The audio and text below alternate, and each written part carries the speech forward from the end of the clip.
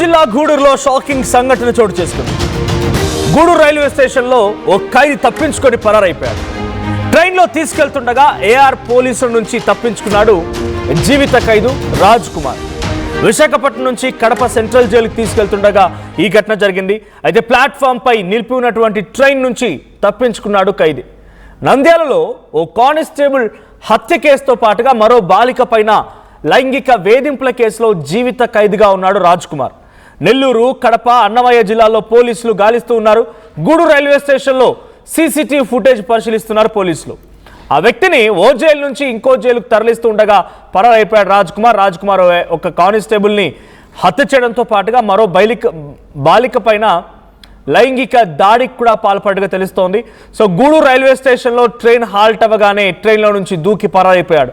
మరి జనరల్గా సామాన్యులనే సంఖ్యలేసి, ఖమ్మంలో గతంలో రైతులకు సంఖ్యలేశారు, తెలంగాణలో రగచర్ల ఘటనలో సంఖ్యలేశారు, గతంలో చాలామంది యాక్టివిస్టులకు కూడా సంఖ్యలేసి తీసుకెళ్ళినటువంటి పోలీసులు మరొక జీవిత ఖైదు అనుభవిస్తున్నటువంటి వ్యక్తికి సంఖ్యలు లేలేదా? పోలీసు అంతా సైలెంట్గా ఏం కాదులే మనోడే అనుకున్నారా? సో ప్రజెంట్ విశాఖపట్నం నుంచి కడప సెంట్రల్ జైలుకి తీసుకెళ్తుండగా ఇన్సిడెంట్ చోటు చేసుకుంది. సో గూడూరు రైల్వే స్టేషన్లో ప్రస్తుతానికి పోలీసుల చేతిలో నుంచి పరారయ్యాడు నిందితుడు.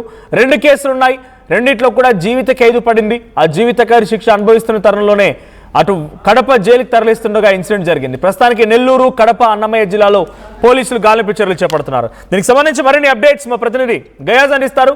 గయాజ్, సో నిందితుడు పోలీసుల చెర నుంచి తప్పించుకున్నాడు అని అంటే ఇటు పోలీసు నిర్లక్ష్యం అనుకోవాలా, లేదు ఆ నిందితుడి యొక్క అంటే సంబంధించినటువంటి జీవిత ఖైదు ఆయన యొక్క చాకచక్యం అనుకోవాలా?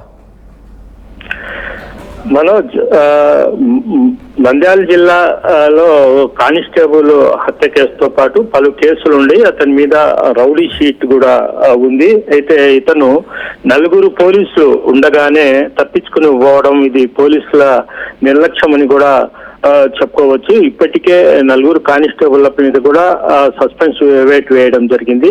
ఒక క్రిమినల్, ఒక రౌడీ షీటరు, అదే విధంగా చాలా పలు కేసులు ఉన్న శిక్ష పడిన ఖైదీని ఎక్కడైనా ఆసుపత్రికి కానీ ఎక్కడైనా తీసుకుని వెళ్ళాలంటే కనీసం వేడీలేసి ఖచ్చితంగా రూల్స్, ఖైదీలకు సంబంధించిన రూల్స్ నిబంధనల ప్రకారం చేయాల్సింది. అయితే వీళ్ళు ఏంటంటే ఖైదీల దగ్గర డబ్బులు తీసుకొని నిర్లక్ష్యం వహిస్తారు. వాళ్లకు కావలసిన స్టార్ హోటళ్లకు తీసుకుని పోతారు, మధ్యలో వాళ్లకు చాలా ఫ్రీగా వదిలేస్తారు. దీంతో ఇతను రాజ్ కుమార్ పరారైనట్లు కూడా తెలుస్తుంది. ప్రధానంగా నంద్యాల జిల్లాలో కానిస్టేబుల్ హత్య కేసుతో పాటు అతనికి సుమారు ఒక 5-6 కేసులుండి ఇతనిపై గత కొద్ది రోజుల కిందట ఫోక్స్ యాక్ట్ కేసులో 12 ఏళ్ల పాటు శిక్ష పడటం జరిగింది. ఈ శిక్ష కడప సెంట్రల్ జైల్లో ఇతను శిక్ష అనుభవిస్తున్నాడు. అయితే రాజ్ కుమార్ కి మానసిక పరిస్థితి బాగలేదని గత 4-5 రోజుల కిందట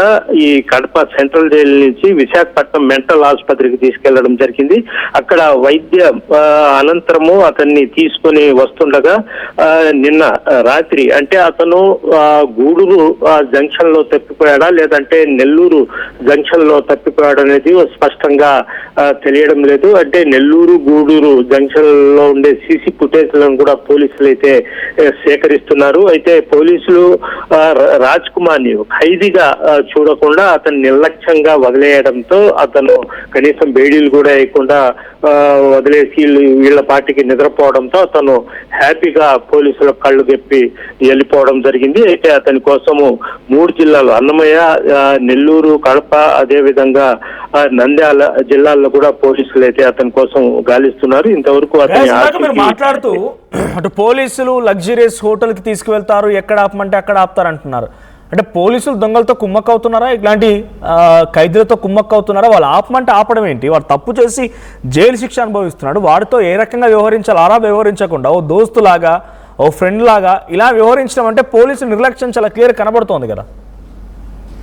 ఎస్ మనోజ్, ఇక్కడ 2 ఖైదీలని తీసుకుని పోయారు. అంటే కడప సెంట్రల్ జైలు నుంచి రాజ్ కుమార్ తో పాటు ఇంకొక ఖైదీని కూడా విశాఖపట్నం జైలుకి తీసుకుని పోవడం జరిగింది. ఒక్క ఖైదీకి 2 సెక్యూరిటీ గార్డులు ఉంటారు. అంటే బేడీలు వేసి ముందు ఒక కానిస్టేబుల్, వెనక ఒక కానిస్టేబుల్, ఆ విధంగా తీసుకెళ్ళాలి. అయితే ఈ ఖైదీల బంధువులు వీళ్ళు బయటికి వెళ్ళేటప్పుడు వాళ్ళ ఖైదీల బంధువులు వీళ్లకు పోలీసులకు డబ్బులు ఇస్తారు. ఎందుకంటే బేడీ లేబాకండి, ఫ్రీగా వదలండి అని మొత్తం ఖర్చు మొత్తం వీళ్ళకు కూడా డబ్బుతో లంచాలతో పాటు ఖరీదైన భోజనము మొత్తం వీళ్ళ బంధువులు పెడతారు. దీంతో వీళ్ళు ఏంటంటే ఆ ఖైదీల్ని చాలా నిర్లక్ష్యంగా వహిస్తారు.